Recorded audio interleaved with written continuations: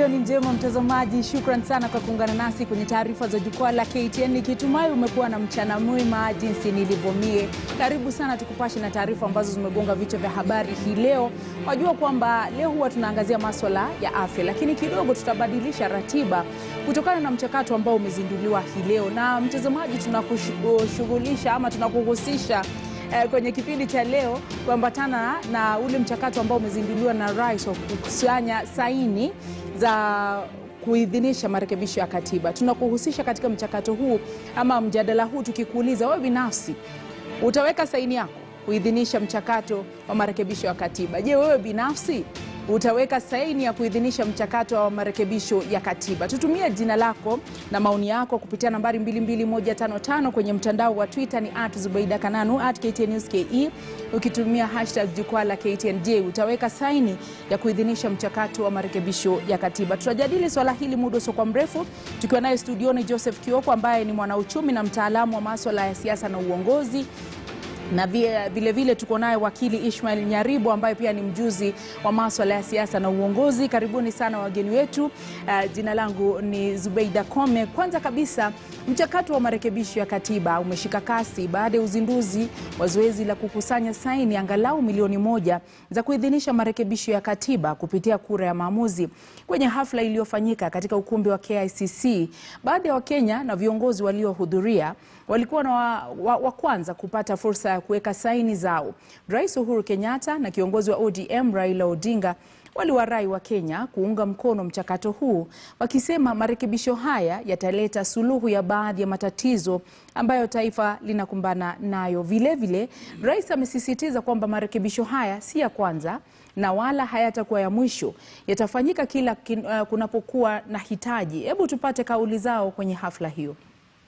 Mliona kule tulitoka, kulikuwa Kasarani na baadaye kukaja Uhuru Park, kisha tukaja Harambee House, alafu tukashikana mkono na tukasema yaliyopita si ndwele, tugange yaliyomo na yajayo. And we said we're not going to go back in this. It's a legacy we want to bequeath the people of Kenya, to unite the people so that they can become one people, so that a name does not elicit anger, pain, or happiness only.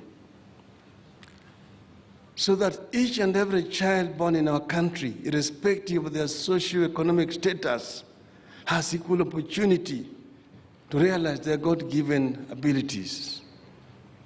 That all our people can live peacefully. They can access health care irrespective of their financial status. This is what we said that time after those lengthy deliberations with my brother. And there have been now prophets of doom. Oh, this constitution is creating an imperial presidency, recreating it. You're very intelligent and learned people. You will read through those lines and tell us where we are recreating an imperial presidency. I know, because we are victims of imperial presidency and we cannot recreate one. If you have a prime minister nominated by the president, but appointed by parliament, and who can only be removed by parliament, how does that increase the powers of the presidency? It's actually reduced the power of presidency. And the prime minister is going to be sitting in the National Assembly and answering questions of members of parliament. And every week going there, prime minister's hour. How I enjoyed that interaction with members of parliament. And they also enjoyed coming to provoke me so that I could blunder. Then ministers are going to be sitting in the National Assembly. They will be asked questions and they will have to answer. And if it is an emergency, it is called question by private notice. It has to be answered within 48 hours.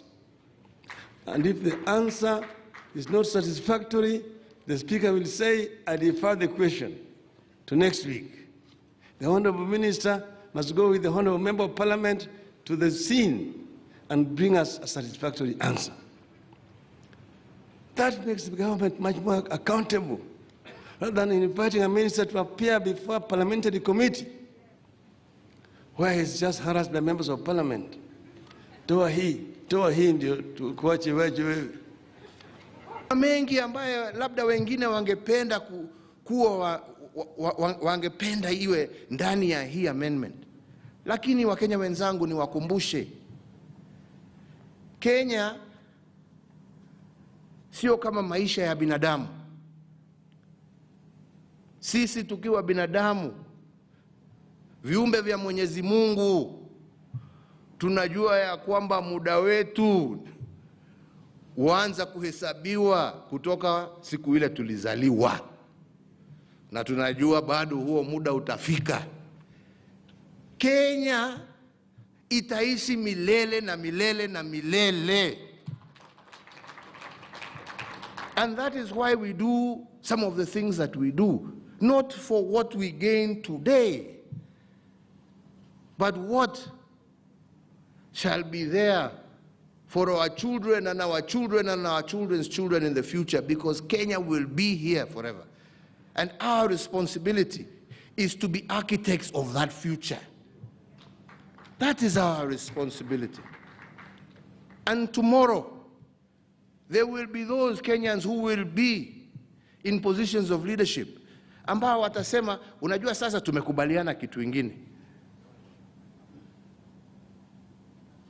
na watafanya amendment ingine, na wengine watakuja watafanya amendment ingine. Na ndipo tunasema katiba yu hai. Katiba sio vile tumeona nchi zingine, unasema kwa sababu imeandikwa kwa katiba, right? Hiyo ni kumaliza nchi. Unaona watu wanasema, unaona vile katiba inasema, kwa hivyo wewe nyamaza. Sasa kunyamaza na mtu anasema mimi niko na kitu ambayo inaniuma, na wewe unaniambia ni nyamaze ati kwa sababu imeandikwa. My friend, is that not a recipe for war? Right? That is a recipe for war. And we have seen it in other countries. Mwingine ana brandish katiba ambaye ilichorwa miaka 100 iliyopita. Angalia katiba. Wewe nyamaza, na ukiongea utaniona. Haya, na yeye atasema basi nitaongea, na ukinikaribia wewe ndio utaona. That is the beginning of war. And that is why we say this document is alive. This document is supposed to treat the problems and the challenges that face us as a nation. Let us not take it as a divisive document. Let us not take it as a document that is going to contain all our issues. Because at different stages in a nation's history, in a nation's life, there will come others, and you will see Second Amendment, Third Amendment. I think in America, after 200 years now, they're on amendment namna gani, ndugu yangu? 37 amendments. All right? It will be the same with ours. It will be the same with ours, my friends. Right? What we are doing is just starting. And just starting with that is most critical. Dealing with the issues that make us consistently fight. The issues of inclusion and inclusivity. Dealing with the issues of ensuring equitable resources. Dealing with the issues of ensuring that money reaches the lowest level possible. Dealing with the issues of corruption and governance. These are the things that make people fight. These are the issues that we are dealing with at this stage. Fellow Kenyans, let's come together. Sort that out. Other chapters will be sorted out. Na mtazamaji, wapo haukuwa na fursa kuwasikiza